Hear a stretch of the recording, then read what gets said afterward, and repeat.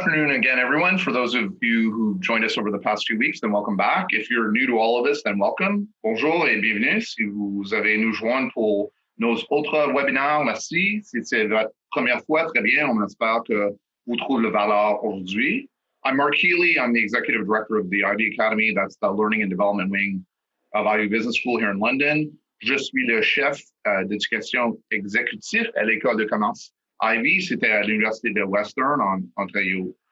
I've had the pleasure of hearing from some very senior folks in the last couple of weeks in government and business. These were keynote formats and fireside chat formats, and a couple of themes have really emerged really recently from all this. At a macro level, we keep hearing we're going to need to grow our way out of this pandemic-induced recession and deficit that we're staring at more of a micro level. More nimble strategies with highly effective execution are going to be key. I hear this, I'm sure you hear this a lot over and over.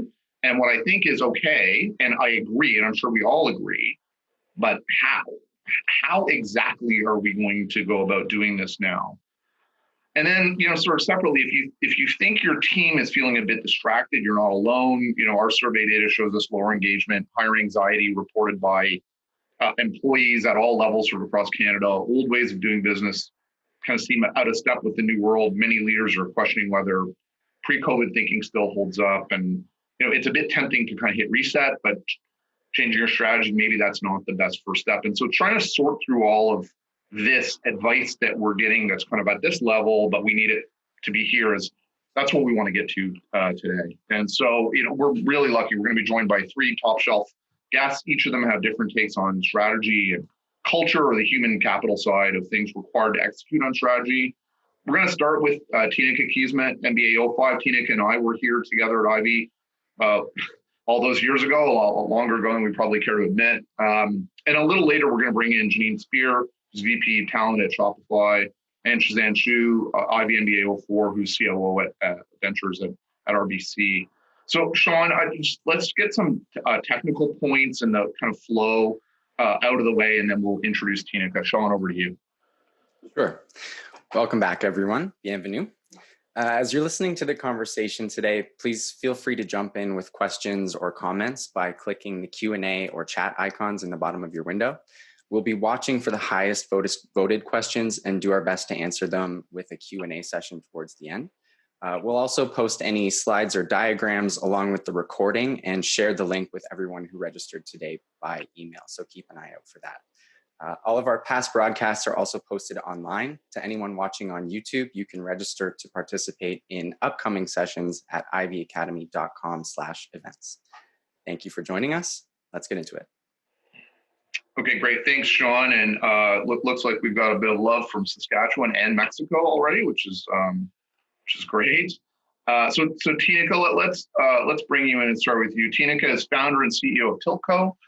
Tiltco provides ambitious leaders with the flexibility and insight to create winning strategies and implementation plans. Tineke is ex-McKinsey, has a deep background in strategy and human capital. So I want to get to our first territory. So first, Tineke, how are you doing through all this? And can you give a bit of background on kind of the work that you and your shop do? Sure. Thanks for having me today, Mark.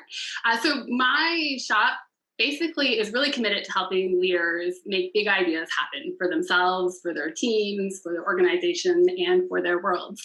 And really, we believe that starts with having a super crisp and smart strategy, but then translating that into action with a huge focus on the human side. So everything related to org structure, communication, talent strategies, leadership, etc. So really this intersection of strategy and implementation with a hard focus on the human-centric strategy.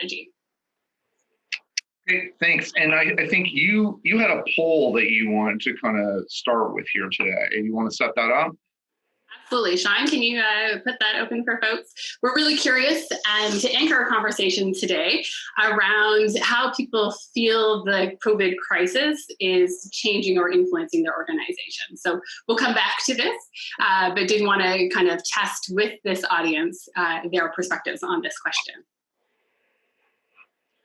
So I know you think a lot about strategy, you think a lot about execution. You're thinking about rethinking these things. Can you just talk a bit about what you believe leaders need to rethink on how they set and execute strategy right now? For sure. So starting with the context around why I think leaders need to think about strategy differently.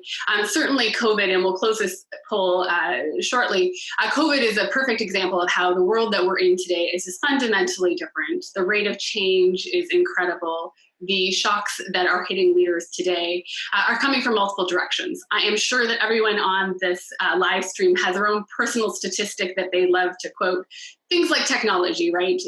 There's a great statistic that it took 50 years for 60% of households in the US to adopt the telephone. Fast forward, it took 15 years for the internet to reach the same saturation rates. Competition.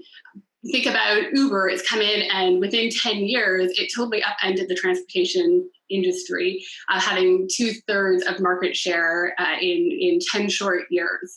Think about the demographics of the workforce. I love the World Economics example that 2/3 of kids will be in jobs that don't exist today, right? So leaders are thinking about, how do I even think about what jobs I need to have for future team members? And the list goes on, right? Whether or not it's around what customers are demanding from us or what employees expect. So even pre-COVID, the leaders that I were working with were just constantly thinking about, how do I adapt? How do I absorb? How do I make choices? And in that context, I was thinking, to the traditional, and allow me to be stereotypical for a moment, 6 or 7 or 10 super, super smart people locked away in a room for a year or 2 years, crunching on Excel spreadsheets, creating 10,000 pages of very, very smart data about the strategy. That model of setting strategy doesn't apply, or it needs to be rethought. Frankly, leaders would publish a strategy, but it would be out of date, too internally focused. And frankly, leaders were just saying, I'm not getting the results. My team is not able to implement. And so with that context, I started to think about what do leaders need to do in order to have greater success. And let me just share my screen here for a moment.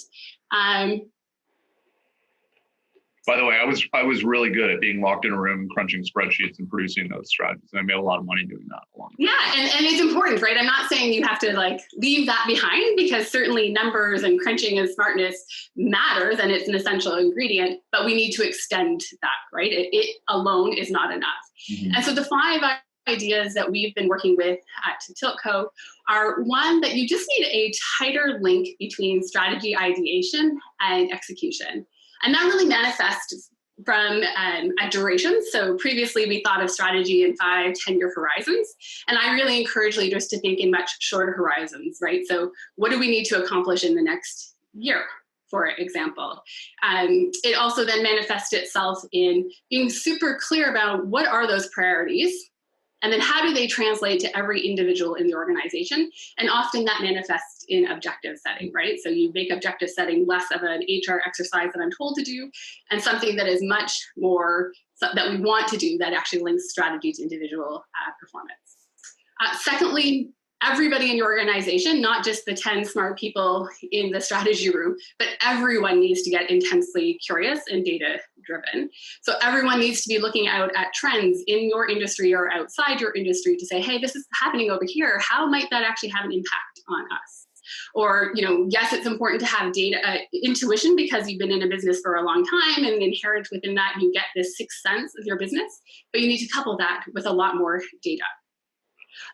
Third, you need to lead with a clear purpose. And 2 reasons for this. One, we know from research that those millennials and people coming up on the heels, they want a sense of purpose. They want to know that what they are devoting their time and their energy to is something bigger and better. And 2, frankly, because change is happening so rapidly, you need to provide an anchor point so that while you're not looking, people in their day-to-day can make decisions that are in concert with your overall ambition. And providing that purpose really does allow people to then execute in their day-to-day with speed, with accuracy, and all still be pulling towards the same direction that you have set Fourth, the human-centric part of strategy. I can't underscore this enough. I think, in the 90s, I grew up in the world of change management. So there was strategy and then there was change, and you would lob the strategy over to the change team and they were supposed to miraculously make everything happen. And that just can't fly, right? So you need to, as you are setting your strategy, you need to be thinking about, how are the human beings in my organization actually able to deliver this? Do I actually need to modify my strategy because we don't inherently have the capabilities? Do I have to build, buy, rent those capabilities? And you have to think about that as you are building the strategy so that when you publish your strategy, it's not like, oops, I can't actually deliver that. If you actually think about that at the start, you're going to have much greater success with that. And so I think those capabilities and communications and culture are all super important as you're setting and executing strategy. And then finally, my fifth one here, which is around investing in your own self-awareness. As I was reflecting around what actually makes a difference in strategy today, I realized that the leaders that I get super excited to work with and the ones that frankly have greater success actually have this inherent understanding of who they are, where they may have biases that get in the way of decisions, who they need on their team to actually supercharge their strengths. And this, and frankly, what do they personally need to ride the lows and the highs of strategy execution, right? Because there will be awesome points and there'll be some pretty not so awesome points. And those leaders who know who they are, know what they need to kind of ride those tides. And so for me, these are the 5 things that I think are different. And I think that COVID has just amplified the need for these 5 elements within strategy execution. Yeah, so let's go there for 1 second, and then we'll bring in our other guests. So the contradictory sort of advice that I get, I think I characterize it as, hey, Mark, the world's changed. Of course, you should throw your strategy out and start over. You need a new strategy for this era. Or, of course, you shouldn't do that. That's your touchstone. The fundamental, sort of reason for being, your purpose hasn't changed at all. Your strategy had better be laddered to that. You shouldn't change it. You should just sort of modify it for this era. And so as you're advising CEOs, you're advising clients, are you sort of returning to this framework to say, it's not about those 2 views, it's about this? Is that how you're thinking about it? Yeah, and I would separate 2 things. I think that purpose or vision, I think every organization needs one, and that is probably an anchor stone that is probably a few years out, right? So you're not going to just radically change your businesses entirely. You need something that you're working towards. So I encourage leaders to start with purpose and vision. Is it clear? Is it still relevant to where we're going? And then I say, okay, well, strategy, let's actually be much more nimble in our strategy. So again, you need to know kind of adopt the Roger Martin or the Porter's framework around where are we competing, why against whom, et cetera. That has to hold true. But the objectives that you're setting in a timeline, the timelines need to be smaller, the objectives need to be clearer, and you just need to start with implementation in mind, hence the communications, the human-centric part of strategy, et cetera. So you can no longer have this long cycle between thinking of strategy and implementing. Those 2 things have to be much more closely linked if you're actually going to get to impact. And in COVID, because of all the uncertainty around us, I think that becomes even more important, right? What do we know now? How do I as a leader make decisions for now? How do I start moving towards those decisions now, but still allow for the fact that 2 months from now, 2 weeks from now, 4 days from now, things might look different. And if I have that cycle in place, and if I have the right communications in place and the right objective setting in place and the right people in place, we can ride the tide and make those changes much more quickly in response to the environment around us. Okay, fantastic. So we've got a really good frame for the rest of the conversation now, which we will return to a lot. Let's, I think what we should do is let's bring Janeen and Cheesan in, and then we'll have all of you react to the poll results. So we've got Janeen Speer with us. Janeen is VP Talent at Shopify. She's a Queen's grad from the same era as Tineke and I, actually. Keller School MBA grad. She spent time in senior strategy and talent-related roles at WestJet and Lululemon, among other places. We also have Cheesan Chew with us. She's a U of T grad and an Ivey MBA from kind of our era. She's a pretty famous person in the customer experience space. She worked at Blast Radius, helped found Idea Couture, and spends most of her time on strategy and innovation now. So welcome to both of you. Tineke, maybe you could kind of explain the spider web of connections here, and then we'll get to the poll results. Sure. So very simply, Janeen and Cheesan and I have known each other for years, and we've worked together in work settings. We've also collaborated on educational projects together. And I know that inherently, having worked with them and in many conversations, they inherently are amplify and totally demonstrate this notion of strategy and execution can't be separated. And so that's why I thought they would be amazing contributors to today's conversation.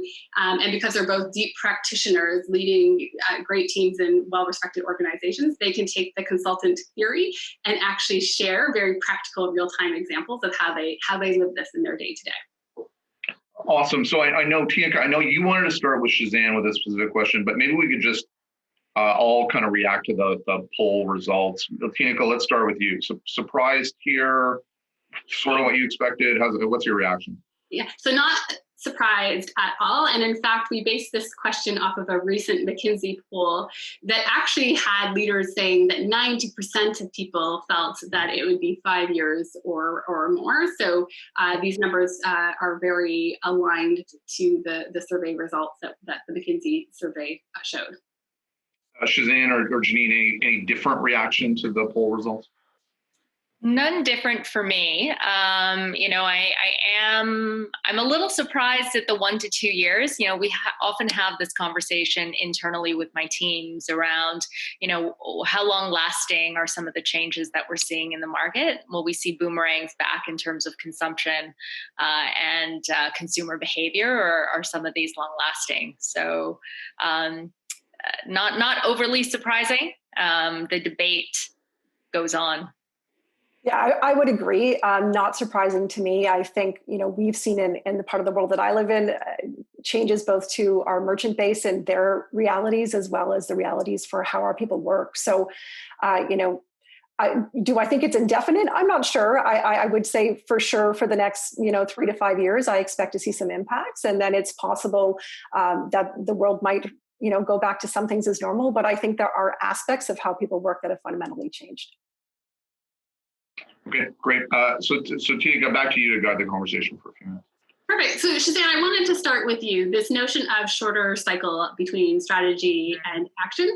I'm just curious if you can comment around whether or not you've seen that, and then how that actually plays out in practice as you lead your teams through strategy.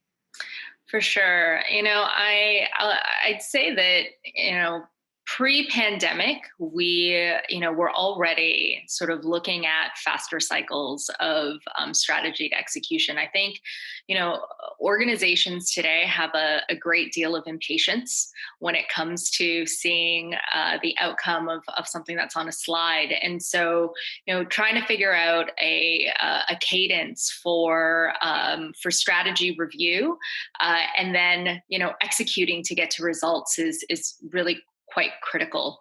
And so the way that we do it at Ventures is we've got, at RBC Ventures, we've got, frequent check-ins, at every single level, weeklies with running teams, dailies actually with, the teams that are on the ground, weeklies with running teams, monthlies with, smaller group leadership, quarterlies at the portfolio level, so that we can actually, see results and make changes along the way. I think some of that routine actually really helped us when the pandemic hit. And we had, some ventures that, completely, their customer bases, stopped because the world sort of stopped from a consumption perspective. Others, where we were running live events. We have one venture called Boomerang that's focused on, helping, folks who are later in life find purpose by connecting them with folks who want to learn skill sets. And so we were running these things offline in the real world, and we had to very, very, very quickly, I think within the span of a week, we went to virtual, and it was successful. But you've got to build that muscle in order to do that. That's great.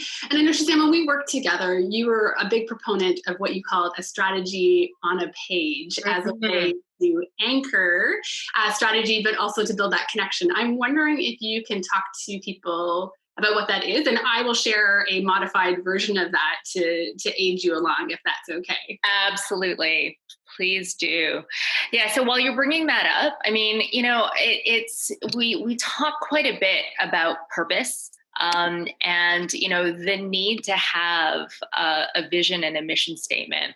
I think, you know, with every organization, we need to find what that looks like and what that means. And for RBC, you know, we have a very, very well-defined purpose statement.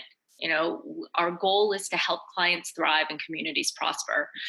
And that kind of top of house purpose and vision is ventures as well, right? So while we're a part of the bank that, you know, focuses on building products and services that sit outside of banking, we very, very much align to that same goal.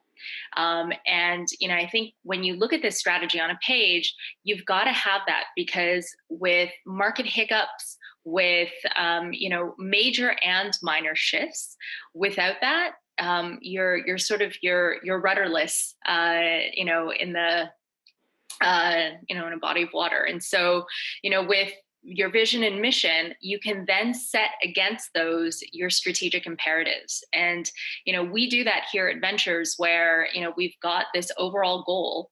And then each of our ventures has a purpose behind them that drives engagement, that drives growth. And, you know, I always think about the parable. You know, you guys know the bricklayer's parable, right? Like from years and years ago, like centuries ago, you know, 3 bricklayers, you know, you ask them what they're doing. The first one says, I'm laying bricks, I'm building, you know, I'm building a wall.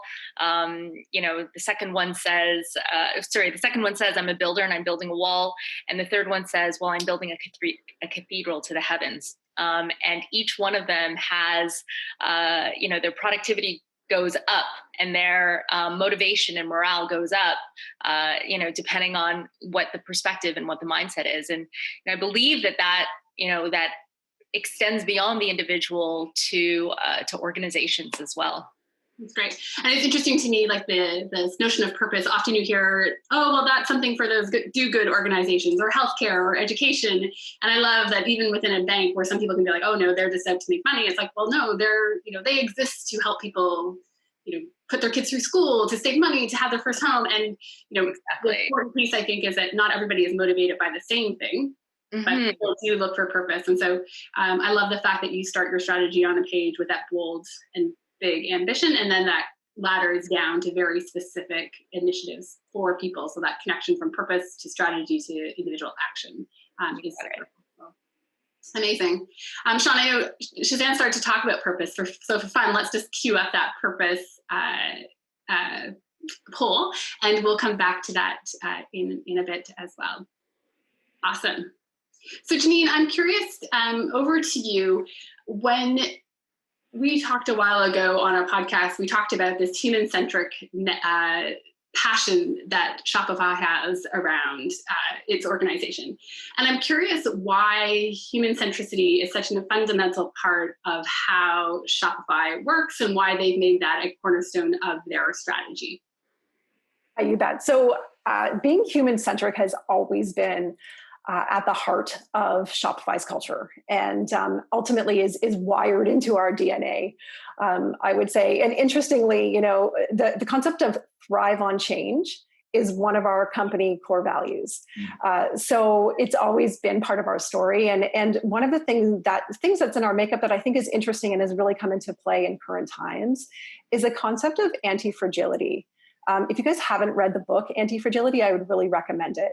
And the idea is that there's actually an opportunity for each of us as individuals to thrive and to actually become stronger as we go through stressors and as we go through challenging times. And so, you know, this concept of being able to hold that chaos and tension and stressors, and the idea of a growth mindset are things that are just really in our circuitry as an organization. So it doesn't mean that it makes things easy for us, but I would say that that focus on building those capabilities has given us a certain amount of sturdiness and readiness to absorb the shock of the last few months. And it's been many years of investment that's got us there.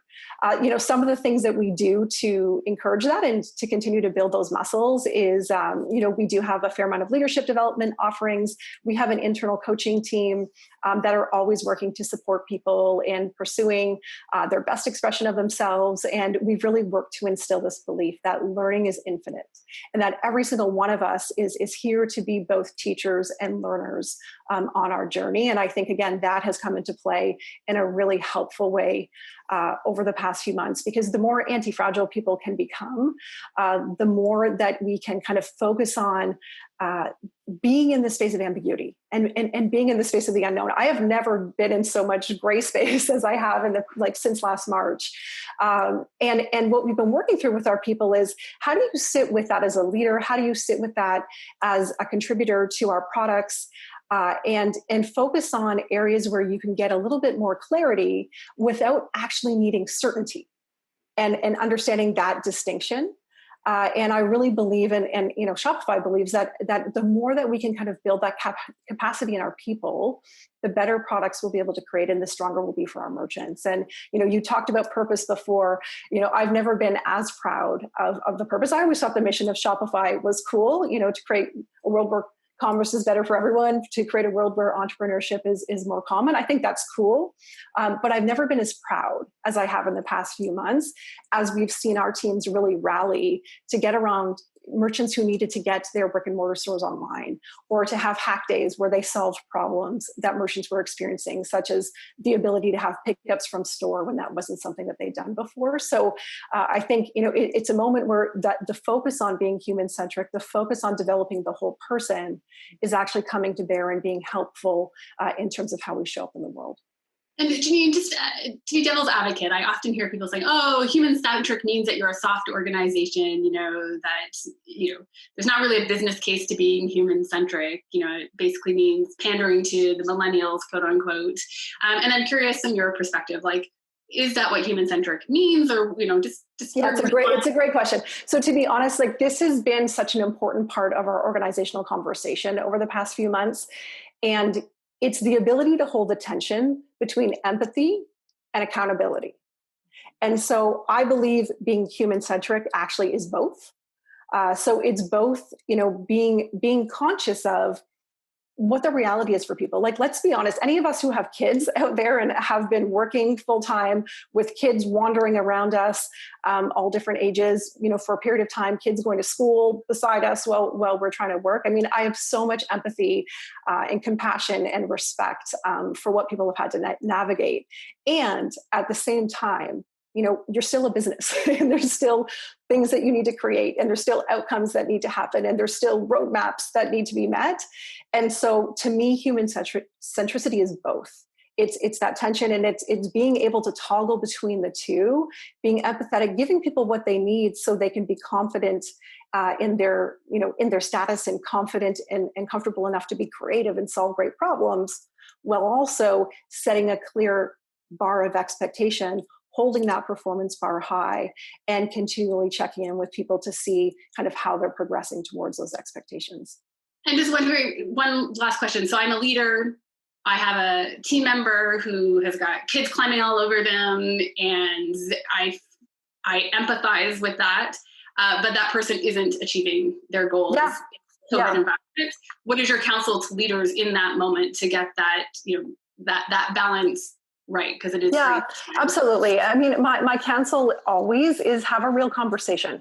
First of all, have a real conversation, check in and see what's going on. To me, empathy, it's the caring side, but it's also being curious, trying to understand what actually is happening for people. In fact, at Shopify, we actually held a roundtable session with myself and one of our board members and a bunch of our parents within the community to truly get curious and understand, what is this experience like for you? And one of our biggest learnings from that is that it's so individual. What one person needs is very different than what the other person needs. And so, my counsel to leaders is get curious, ask questions, understand what's happening, and then look to find the right solution to move forward, which means being very clear about, right now in this moment, what is the amount of time that you can commit to getting things done? Therefore, what are the right accountabilities? Does something have to come off your plate? Do we need to add some resources to the team temporarily to get things done?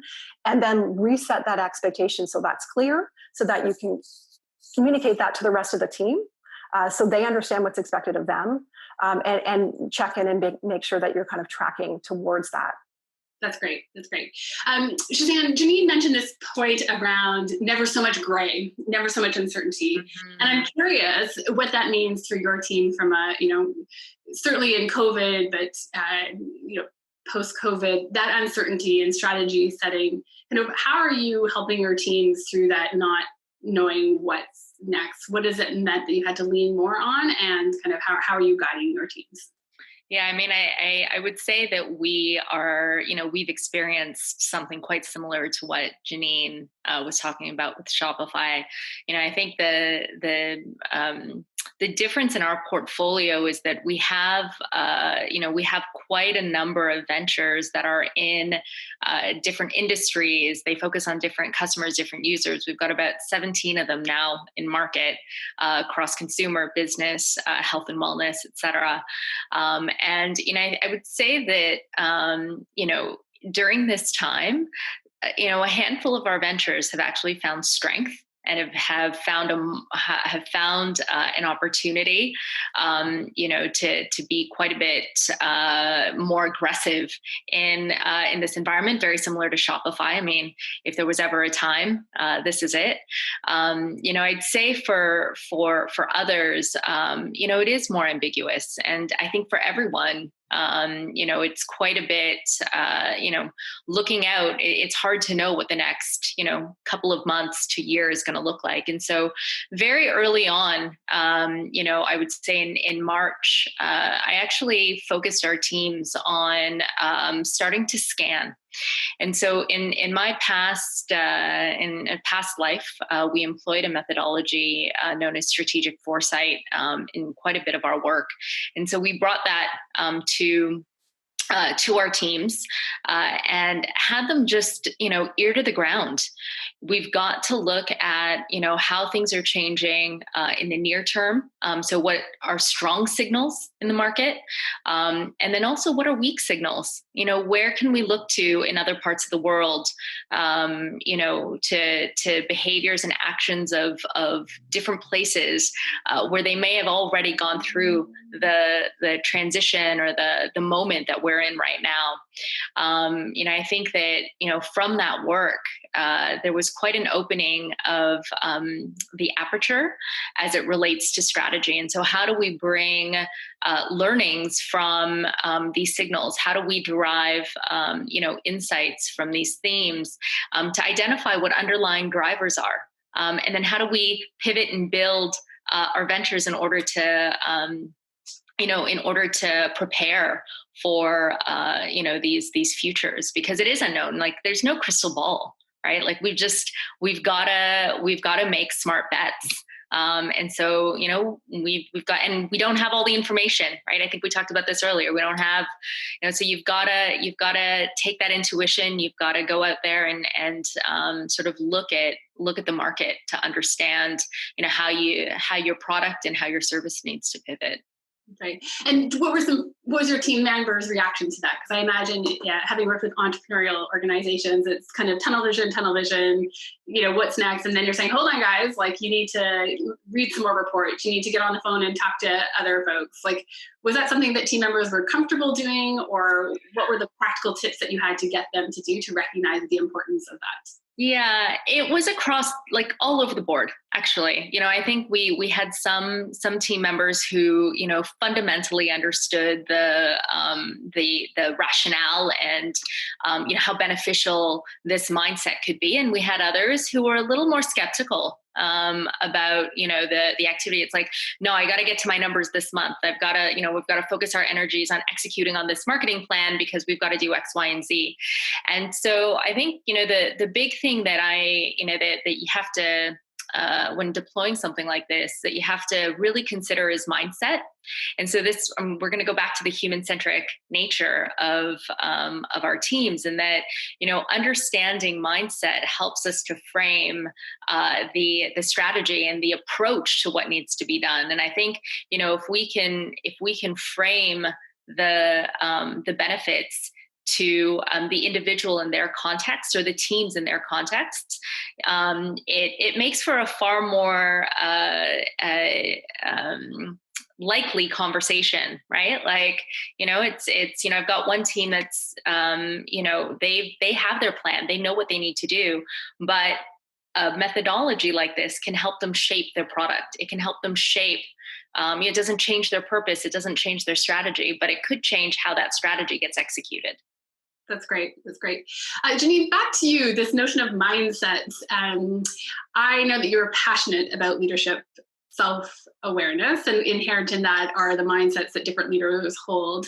I'm curious from your perspective why you're so passionate about leadership awareness, and particularly in the context of strategy, and then particularly in the context of COVID. Can you share with us why that is just such an important element in your mind around strategic success? I think it's super important today because of what we talked about with the gray. Leaders are holding so much. So it's not just the pandemic, it's everything that's happening in the world. Like there's just so many forces at play right now. And I think, one of the things that I consider is in moments when we are threatened or confused or disoriented and dealing with a lot of ambiguity, we can start to make decisions from the wrong place. And so even if you have a really sound and solid strategy, you can start to make decisions from the wrong place. And a construct that I've been talking about a lot within Shopify is this concept of above and below the line decision making. Mm-hmm. So in times when you're feeling fear, it's very common that you start to make decisions and take your next steps from the place of fear. And that can be problematic. So that can actually lead to some poor decision making and some poor next steps because you're actually focused more on what you don't want than what you do want to bring into reality. And so one of the things that we've been talking to our leaders about and having them think about is, where are you actually in the grip of operating from your fear? And where do you actually need to remind yourself of your commitment?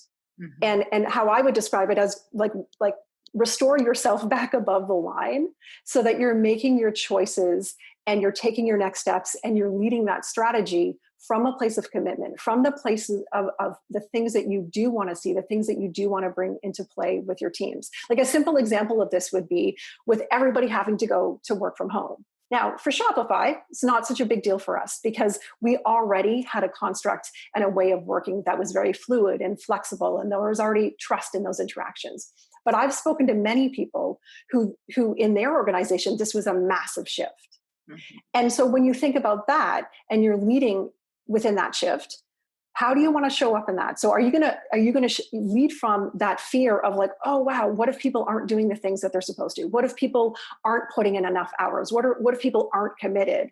Or are you going to make a decision to say, you know what, we're in this reality and I'm committed to us getting the work done that we need to do. And I'm going to lead from this place of believing that others are as committed as I am.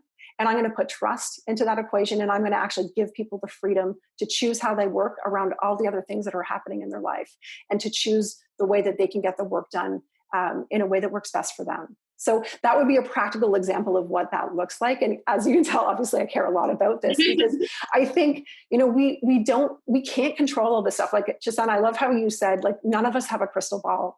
That's something that we've become painfully aware of in the past few weeks in our world. Like we wish we could have predicted a lot of things that we're navigating through right now, but we couldn't.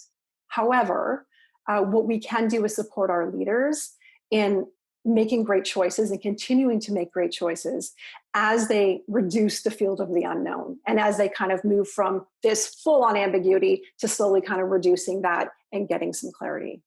That's great. And I want to make sure we get you in on this point too. We're trying to round off this idea of like what else is what else has kind of changed, right, in terms of strategy and execution because of the pandemic. And for me, I'm going way wider in terms of who I'm involving than I normally would because I'm not sure and I want as many ideas as I can. I generally ask a lot of questions. I'm asking way more questions than I generally would because I'm not sure about things. And what are you seeing with your clients, or what advice are you kind of giving to clients in terms of impact of pandemic on strategy? So I think for me, it is about moving from this place of, or accepting that we are in this place of unknowns, right? And that the world is changing. I think there is this point of asking lots of questions, but at some point in time, you need to take your best educated guess for now. And it's your job as the leader, as uncomfortable as it may be, is your job to place a bet. It's your job to provide the certainty of the moment. It's your job to pick the team up off the floor and say, guys, we are, I'm exhausted, I'm unsure, I'm nervous, I don't know. But if we're going to move through this, we actually have to move. Mm-hmm. And so my advice to leaders is, one, do your homework, look outside, get smart. But then at some point in time, you have to put something on a page and just write it down on the page. And it's like, hey, this is what I know for now, right? And this is what I believe we can move forward with great confidence. And then start moving. And that means engaging with your team often, right? So you need to be talking to your team. If you talk to your team, well, let me say this. No leader I've ever worked with has ever talked to their team enough. And now I would say that has become more amplified, right? So you need to be talking about your strategy. Here's what we know for today. This is what it therefore means for our work. So leaders need to be communicating way more. Things need to be written down. You need to be checking in on both the hard, like, hey, have we actually got the objectives right? Are we actually making progress? And the soft, are you navigating through this? Are you feeling comfortable? Are you, are you actually able to do this in your home construct? But basically, I keep telling leaders, we can wallow and we can just say, well, we just don't know, so therefore we're not going to act. Or we can rise above as leaders, make some smart choices, and then just slowly start moving. Just move, have conversations, and then just being open to adapt as necessary, as new information comes in. And as uncomfortable as it is, I just think any movement is going to help pull people along. And so I don't know if that helps or not, but that's just a little bit of where I'm at, is you just got to move, and that's your job. I mean, I think what I pull from those comments, and actually from the last sort of 20 minutes of comments, is no one would have chosen for us to be in this position, but here we are, and all of you see silver linings, or you see an opportunity for us to get better as a result of this, which is cool. And I assume we all think there are some things that we should keep doing here, keep doing better as we accept that this is, either going to be a prolonged period, or this is the now normal, or throw whatever $10 word you want at it. So Sean, I think we want to try and get a word cloud going, right? And the question I think we'd like to get to is just one word, right? What's the one kind of pandemic influence practice that your company is, or you are engaging with, or your company's engaging with right now that you hope continues, as a result of all of this? That's right. Yeah. So if our participants could all put just one word in the chat, we'll take a look and see what rises to the top. One note, Tineke, I'll throw back to you in a second, but just a note to the audience. So there are a lot of things coming in through the chat, and quite a few questions on the Q&A. We will hold some time at the end and try to get at least a few of them. If we don't cover them all live, we'll circle back with some sort of written follow-up, but we'll do our best.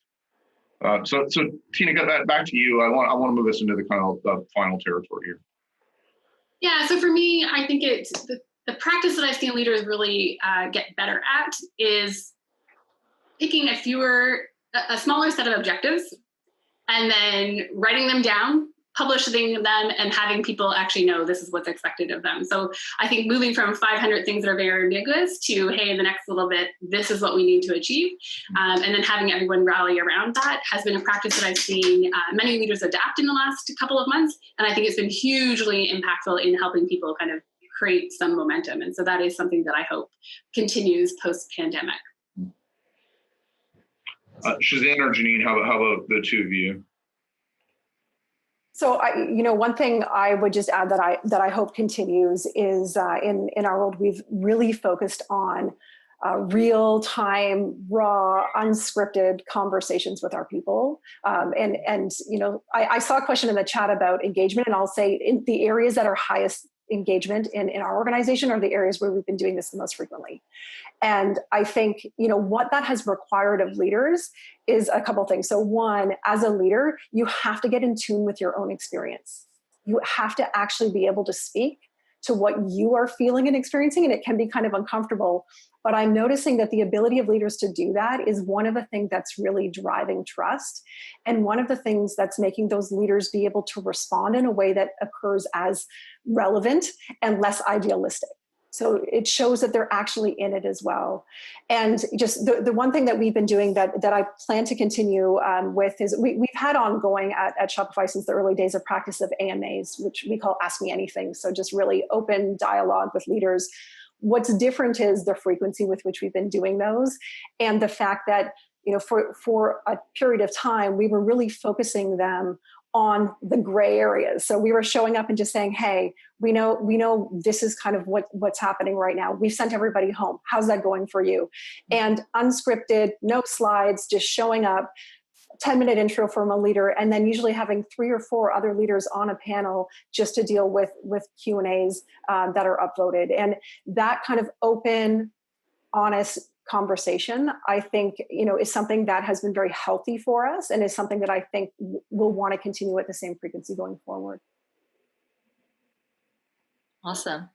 I would agree with all of those, Tineke, what you just said, and Janeen as well. I think for me, what I would love to see continued are actually twofold. So, the first is, getting really comfortable with being uncomfortable. I think I've heard this more in the last, 6 months than I have in any other period, but it's true. Our historical norms and, what's happened in the past is not necessarily what's going to happen in the future. And so that idea of comfort and discomfort. And I think the second piece would just build on this notion of empathy. In no other time have I seen more empathy from colleague to colleague, from leader to team, than I have in the last period. And it has helped build relationships in a way that, this blurring between your home life and your work life allows us, and it almost gave us permission to be able to have this window into our teams. And I would love to see that continue, even if we go back to an office, this idea of empathy for our colleagues. Sean, I want to just give you another minute or two here to put it together. But, I think anybody who's watched these over the last little while, and the three of you know me fairly well, I'm not a particularly formal person at the best of times. And I kind of like that some informality has crept back into business. I often find formality has this misplaced secondary kind of, it puts a wall between people, and it can lead to misunderstandings because language isn't super clear. And I hope some informality actually stays in the business world. I think it helps with authenticity, which is another $10 word, but I think it helps with connections, and I think it helps with clarity. Sean, how are we doing on the cloud? So I'll share that now, and we can react to it live. Trust, communication, and agility were far and away the most popular responses, but I'm seeing some great stuff around mental health awareness, balance, data, importance of data. I love that. When you kind of designed this. So I'm not surprised about the communication. I think that's been one of the amazing things that I've seen about leaders. I've done a lot of communication support, and sometimes you would take literally 2 weeks to create a perfectly curated email that just looked amazing, and then it would take another 2 weeks to have it go through the internal comms people, and then it would take another week to get translated, and then you would send out this email that people would kind of read but not really understand. Fast forward to the pandemic, we're seeing a lot more, hey, hey, we have to use technology and we have to be comfortable with it, whether or not we like it or not. 2, we're just going to tell you what we know and what we don't know. 3, the messages are more informal, they're more fast. So I think that 1, leaders have become more comfortable with that, but 2, that employees have truly valued that. And so, I think that it has helped people navigate through. And so I agree that this notion of we need to communicate more is super important. And then this notion of trust, like if you think, depending on what framework you use with trust, but a big component of trust, right, is like, are you authentic, right? Do I know who you are? And if you are, then I can actually trust you. And I think that's something that the pandemic has kind of brought to bear, right?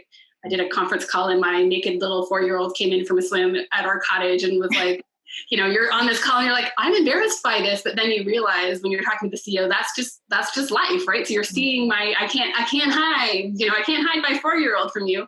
And so that authenticity and that intimacy that is being built through the pandemic, I think has just helped people get to know each other better. And, I hope that continues, because in that, if you trust each other, if you know each other, you're going to be able to ride the good times and frankly work through the crappy times with your team members if you feel like you've got each other's back. It's so interesting. Just one thing I'll add on that is so many companies talk about, you can bring your whole self to work here. And I've never seen a time where we've all been forced to just drop the curtain. And it's like, this is my whole self. This is actually my real life. And I think your example is beautiful because that is the silver lining. That to me, that's the main silver lining, which is, this is how we're going to get the most engaged workforces, when people can just show up as them. And I think some of the pretense and some of the things that people held as private didn't necessarily need to be, but now there's just no choice. And I think there's some really healthy things that have come from that. Cheesan, do you see RBC Ventures in that cloud? Are you heartened by what you saw? Absolutely. I mean, I would have said communication number 1, and trust as well. I mean, we've increased, our all hands. We're now doing them bi-weekly, and on every other week we've got another communication, format. We've got weekly, what we call We Plus Today. We've got a newsletter that goes out that curates everything that's happening across Ventures. So, I would say that our window into each other's lives has definitely grown, and it you have this sense of connection. I often tell people, like, well, even though we've got a screen in between us, I think everything we can do to have that screen be invisible helps us that much more to connect and feel like a team. Mark, Stephanie had a question here on refocus and pick back a doubting workforce. And I just want to connect that question to this point, right? So I've been part of many strategy projects where either it hasn't gone well or I've come in after a project hasn't gone well. And, 2 pieces of advice. 1, in the communication, just call it out. We missed, we failed, mea culpa. It is what it is, but too often leaders try to spin it. Oh, it wasn't our fault, or it wasn't as bad as you thought. And our employees are smart. They can call it. They just want to be treated like adults. So 1, that communication around, hey, it is what it is. Here's why, etc. But let's own it and accept it. And then I think picking up pace on wherever you're going to redirect by getting to smaller, more bite-sized wins that then you are communicating more rapidly. So this notion of what is your strategy on the page for the pick back up and go forward, and then communicating progress way more frequently with much greater granularity so that your team can see that you're serious about where you're going next, and that they are seeing that there is action behind it. So I think, again, you're only going to pick up a doubting workforce if they can trust you again, and if they are seeing progress, and that comes by having much more written down and concrete objectives. So just wanted to make that tie from the communications piece to Stephanie's question there. Yeah, I'm glad you got to it. I wanted to get to that too. And it's a good reminder. We hear a lot, we're all in this together. Of course we're all in this together, but we didn't all come into this in the same place, right? I think about, the business here, we'd won a lot for 4 years straight. And the team here is used to winning. The team here is not used to losing, and they hate losing. And that has created its own challenges. I don't know, Cheesan or Janeen, if you see that, but it's coming in on a high has actually not been fantastic in terms of our ability to respond in a weird way. Yeah, I mean, I think it's, every business is going to go through its cycles, right? There's I think one of the traits that we try to employ or we look for with our teams is a sense of humility and sort of knowing that, that the markets could turn like they have. I mean, a dose of reality is always good for teams. And, I think it's not about winning or losing in the moment. It's about what you learn from it. And so how do we pick ourselves back up? And make our thing, whatever that thing is, 10 times better the next time around. Let's try to get one more question in, then unfortunately we're going to have to wrap. I like this one that's come in recently. Some industries by definition are fast. How do you balance the need for speed and getting things done with the need for empathy, which I guess the notion here is you kind of have to slow down to do that. Janeen, you want to talk? Yeah, I can start with this one. I'm laughing because this is such a common conversation in our world. We describe Shopify as a rocket ship because it's the speed at which we usually do things. And an example would be I have a team that had to take every leadership program, every onboarding program that we deliver, and in about a 3-week period of time, take all of those in-class experiences and make them really awesome digital experiences so that we could get back up and running. And, in those conversations, the thing that I've really focused on is progress, not perfection. All you can do is do the very best that you can and prioritize, pick the most important things, focus, make decisions, don't try to do everything. But I think ultimately progress, not perfection, has really helped us be able to release that tension between, we want to create amazing products and we want to do it quickly. And at the same time, we have a whole bunch of work on our plate as an HR team at Shopify that wasn't there before. And so being able to balance those two things, that particular concept has helped us. That's awesome. Thank you.